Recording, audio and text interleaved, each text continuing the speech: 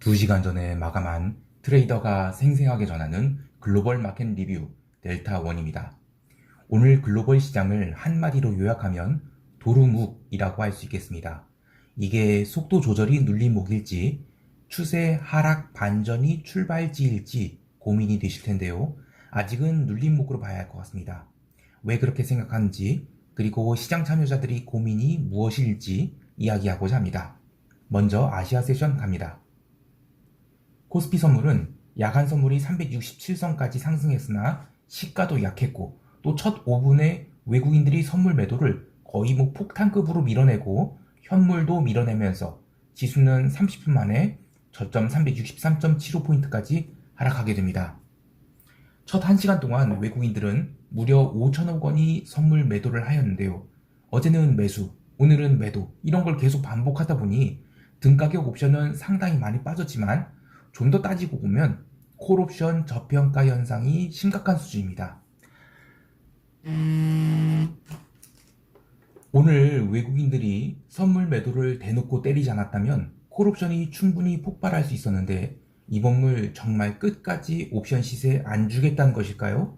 징그러운 양매도 장세라서 오늘이 하락 조정에 옵션 가격은 장 초반 잠깐 풋옵션이 살아났다는 것을 제외하고는 옵션은 또 죽었습니다.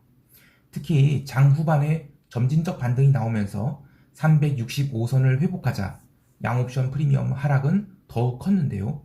문제는 방금 마감한 야간 선물이 또 2포인트 넘게 하락했죠. 어제는 야간 선물 2포인트 오른 것을 반영하지 않았고 오늘은 야간 선물 2포인트 하락을 반영하게 될까요? 여하튼 오늘 시장의 특징을 좀 더 살펴보겠습니다. 첫 번째로 드디어 외국인이 현물 매도가 멈추는 것일까요? 오늘 외국인들은 삼성전자와 우선주를 합산 500억도 팔지 않았습니다.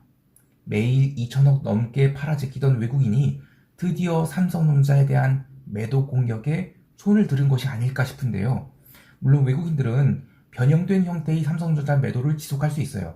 예를 들면 선물 매도를 하고 코스피 200 상위 20 종목 중 삼성전자만 빼놓고 다 매수를 하면 복제된 삼성전자 공매도 포지션을 잡을 수 있는 것입니다. 그렇게 복잡한 거 다 때려놓고 지금 삼성전자를 더 매도하기가 부담스럽다는 것이 핵심입니다. 두 번째는 외국인들이 5천억 넘는 선물 매도를 했지만 전일이 선물 미결제 확정이 거의 다 빠져나갔어요. 그러니까 어제 오늘 시장이 오르고 내린 것은 선물 단타 플레이어들 작품인 것이지 아직 추세가 만들어진 것은 아니라고 봅니다. 아직도 현물 시장에 본격적인 매수세가 들어오지 않는 것이 문제예요. 화요일까지는 청명절 휴일이라 외국인이 아시아 헤드쿼터가 모여있는 홍콩 시장이 놀아서 오늘까지는 외국인이 놀았다고 생각되는데요. 따라서 수요일부터의 모습이 진짜 시장의 흐름이 아닐까 합니다. 개별 종목단에서는 계속 시세가 나는 나름 괜찮은 장이에요. 근데 우리 시장은 지금 정말 징그러울 정도로 중대형주가 못 가는 시장입니다. 지나고 봐서야 양매도장이었다라고 하지만 해외 시장을 고려하면 우리 시장이 지나치게 못 간 것이지 풋옵션 매수한 쪽은 진즉에 개털이 됐거든요. 콜옵션 매수도 도루묵. 여하튼 참 어려운 장입니다. 기관들이 위클리, 먼슬리 옵션 또한 시장 진폭이 작다 보니까 생각보다 적극적인 시장 참여를 안 하고 있어요. 어제 글로벌 변동성이 꽤나 상승했기 때문에 우리 시장도 내일만큼은 이제 변동성 상승에 대비를 해야겠습니다. 자, 이제 유럽 세션 갈게요. 유럽 지수 선물은 개장 초 잠깐 눌리는 듯 했다가 처음 1시간 정도는 나름 반등에 성공한 듯 했어요. 반등이 나왔을 때의 뉴스플로는 독일을 포함한 유로존 대부분의 국가들이 서비스 PMI가 컨센서스보다 아주 잘 나왔기 때문이라고 하는데 그러나 시간이 갈수록 매도 압력이 쌓이면서 결국 음봉을 맞았습니다. 증시가 하락한 주된 원인으로 유럽이 러시아의 전쟁 범죄에 대해 분노를 느껴서 러시아산 석탄 수입 금지를 제한해서 석탄 가격 급등으로 시장이 하락하였다. 이렇게 얘기를 해요. 근데 이제 아재 개그 중에 나토를 No Action, Talk Only 이렇게 부르죠. 그러니까 EU가 제재합시다 라고 하지만 실제로 제재하고 있는 게 뭐가 있나요? 여하튼 이번에도 말로만 제재하고 있는 것인데 트레이더잇의 입장에서 보면 진짜 하락 이유, 그걸 얘기해 볼게요. 바로 어제 오늘 연속해서 독일 국채와 이탈리아 국채 스프레드가 벌어지고 있는 것입니다. 어제 독일 국채와 이탈리아 국채 스프레드는 0.5%나 벌어졌어요. 3월 말에 이 PEPP가 종료되었죠. 그래서 지금 4월은 APP만 동작하고 있어요. 근데 뭐 라가르트나 필립 레인 같은 양반들이 걱정하지 마. 국가별 채권 스프레드 벌어지는 거 무슨 수단과 방법을 동원해서라도 틀어 막을 거야 라고 했지만 지금 이틀이 지났는데 쭉쭉 벌어지고 있어요. 유럽 세션 시작하자마자 유로존 채권이 장기물 단기물 할 것 없이 와장창 부러지기 시작했고 이 과정에서 채권 스프레드가 벌어지니까 유로화는 뜨거워하면서 부러지기 시작한 거예요. 그래서 증시도 지표가 그렇게 잘 나왔는데 하락한 것으로 봐요. 어제 채권 시장과 통화 시장은 나름 다이나믹한 흐름이 있었기 때문에 하나하나 더 짚어볼게요. 다시 채권 시장 얘기하면 유럽 세션 시작하자마자 유로존 채권 매도가 시작되면서 미 국채 선물도 밀리기 시작을 했는데 미 국채 선물이 그 하이라이트는 이 ISM 서비스업 지수가 아니었어요. ISM 서비스업 지수는 컨센서스 수준에서 나왔는데 그보다 그 바로 뒤에 라엘 브레이너드 할망구가 인플레이션을 낮추는 게 최고로 중요해서 5월 회의에서 대차 대제표 축소, 그러니까 QT를 신속하게 시행할 것이다. 뭐 이런 얘기를 하면서 매파적인 이야기를 했죠. 작년 초까지만 해도 이 브레이너드 이사는 비둘기였어요. 근데 작년 말부터 살살 바뀌어서 이제 완전 매파가 됐죠. 근데 이 원래 매파가 이런 얘기하면 뭐 시장이 뭐 그런가 보다라고 하지만 브레이너드는 지금 연준 부의장으로 지명된 상황이에요. 그래서 시장이 조금 더 오버액션을 해서 유럽 세션 내내 유로존 국채 하락을 따라갔던 미 국채 선물은 브레이너드 발언 이후 낙폭을 크게 키우면서 사실상 종가 저가로 처박혔습니다. 통화시장에서는 어제 오지달러의 흐름이 눈에 띄었어요. 오후 1시 30분에 RBA 금리 결정이 있었는데 금리는 동결했지만 인플레이션 우려를 표명하면서 오지달러가 아주 급등을 했습니다. 특히 이 통화옵션 만기가 코앞에 다가와 있어서 더욱 강한 숏스퀴즈가 나왔는데요. 이렇게 초강세를 보이던 오지달러가 브레이너드 이사가 인플레이션에 대한 강경 발언을 하자 급락이 나왔고 달러 인덱스가 강세를 보이면서 연달아 밀려서 아주 큰 윗꼬리를 달고 말았습니다. 유로화는 뭐 말할 것 없이 급락을 해서 현물 마감 때까지 종가 저가로 처박혔는데요. 지난달에 1.10을 깨는 것에 여러 차례 베팅을 했다가 유로화 스탑로스를 맞았던 걸 생각하면 참 아쉽습니다. 이번 옵션 만기주에 유로화 풋옵션은 뭐 며칠 동안 거의 400% 이상의 시세가 발생했는데요.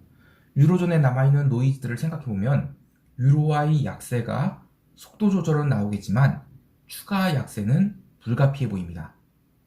상품 시장에서는 기름이 아시아 세션에서 CTA들이 마구 당기면서 105달러 선을 넘기기도 했는데요. 우습게도 이 기름은 브렌트 109달러 선에서는 계속 저항을 맞았어요. 그래서 유럽 세션 내내 더 올라가지 못하고 얻어맞고를 반복하면서 미국 본장 시작하고 나서는 그 많이 쌓여있던 매도 엣지 압력에 굴복해서 100달러 선을 일시적으로 깨기까지 했는데요. 이게 웃긴 게 EU의 대러시아 에너지 수입 제재 이슈가 있어서 인플레이션 우려로 뭐 석탄 가격 급등하고 그래서 당연히 기름 가격도 올라야 정상인데 그보다는 올라오려면 매도하려는 실수요자들이 해지성 선물 매도가 더 많았다는 것이 유가가 점점 아래로 흐르는 것 아닌가 이런 생각을 해요. 그러니까 어쨌든 유가는 원래는 위로 삼각 수렴할 것처럼 보였는데 이제는 아래로 수렴하는 것이 아닌가 이렇게 생각이 됩니다. 시장의 방향은 이번 주 수요일 원유 재고 발표 때 결정될 것 같은데 참고로 오늘 새벽에 발표된 미국 석유협회의 원유 재고는 드디어 순증 100만 배럴로 나와서 재고 문제는 이제 해결되어 가는 것이 아닌가 생각이 돼요. 자, 이제 미국 세션 갈게요. 미국 지수 선물은 유럽 세션이 1% 넘는 하락을 보였음에도 불구하고 장 초반에는 거의 빠지지 않았습니다. 게다가 개장하자마자 굴뚝들에 대한 강력한 매수세가 들어오면서 다우 지수는 초반에 급등을 하기까지 했어요. 그러나 시간이 지나면서 나스닥에는 계속 매도가 쌓이기 시작했고 이후 브레이너드의 이사의 발언이 전해지면서 나스닥 대형주에 대한 매도 압력으로 나스닥 지수는 15,000선을 깨고 내려가기 시작했습니다. 월요일 나스닥이 좀 과하게 오르긴 했는데 조금 이해가 안 갔던 부분은 나스닥 지수가 월요일 종가 고가로 마감할 때 숏 커버링이 전혀 나오지 않았어요. 그러니까 한마디로 아시아 세션에서 충분히 나스닥 선물이 더 오르고도 화요일도 오를 수 있는 상황이었어요. 근데 의외로 맥을 못 추고 밀려버렸다는 것이 좀 의아합니다. 처음 15,000선을 깨고 나서 새벽 1시부터 2시까지는 언더슈팅과 반등을 반복하다가 오후장 들어서는 처음으로 롱스탑이 나왔죠. 장 마감 직전에 이 14,000포인트를 강하게 부러뜨리고 나서는 또 강한 반등으로 마감했는데 지금 마감 위치가 아주 애매한 위치예요. 그런데 그래도 음봉을 계산하면 이제 3일째, 그러니까 세 번째 음봉이 나왔거든요. 그래서 저는 이제는 시장의 반등은 멈췄다라고 봐요. 이게 바로 부러지거나 한다고 보기는 어렵겠지만 일단은 상승세는 이제 끝났다. 이제는 오히려 올라오면 매도 관점으로 대응하는 게 낫겠다. 이런 생각을 합니다. 자, 또 한 가지 의미가 있는 부분이 있어요. 월요일 시장을 관찰하신 분들은 기억하시겠지만 월요일 시장은 주요 기술주만 아주 강하게 상승했고 개장 초에 이상하게 소비재와 산업재 섹터가 아주 닥치고 얻어맞았어요. 물론 기술주 매수가 워낙 강하게 나오면서 나머지 섹터도 어느 정도 반등을 했지만 나스닥이 2% 가까이 상승하는데 다우지수는 0.5%도 상승하지 못했어요. 하지만 오늘은 개장하자마자 바로 다우지수가 0.3% 스트레이트로 시가에서 바로 출발해서 상승했고 또 그리고 일반적인 경우에는 이 정도 강세 분위기면 최소 한 1% 정도는 스트레이트 상승할 정도로 강하게 매수가 들어왔는데 반대로 나스닥은 꾸준히 매도가 나오면서 밀려버렸어요. 근데 이 부분이 올해 1월과 2월에 있었던 현상, 그러니까 섹터 로테이션으로 매수가 들어온 게 아니라 쳐맞는 현상이 돌아가면서 얻어맞는 거예요. 이런 현상이 일어나는 게 아닌가에 대한 우려를 자아내게 해요. 왜냐면 이 3월 15일 이후로 시장 반등이 굉장히 강하게 들어왔잖아요. FOMC 이후로. 근데 그때 나스닥 중심으로 반등이 나오고 그러면서 나머지도 천천히 레벨업을 했거든요. 근데 이제는 다시 얻어맞기 시작하는 거 아닌가. 그러니까 대형주가 밀리면 나머지가 좀 반등을 하거나 버티거나 해야 되는데 다 같이 돌아가면서 얻어맞는 그런 게 아닌가 생각이 듭니다. 또 어제 러셀도 마이너스 2.5% 가까운 하락이 나왔는데 러셀이 그동안 변동성을 많이 죽여놓은 상태였거든요. 그래서 어제 같은 경우에는 충분히 레벨업을 할 수 있는 상황이었어요. 특히 개장 초에 대량 매수가 들어오면서 레벨업 시도가 있었어요. 그런데 나스닥 매도와 함께 롱스탑이 나와버리면서 완전히 종가 저가로 처박혔죠. 그래서 상승 분위기를 꺾어버렸습니다. 이렇게 되면 시장은 다시 하락 추세로 전환될 가능성이 큰데요.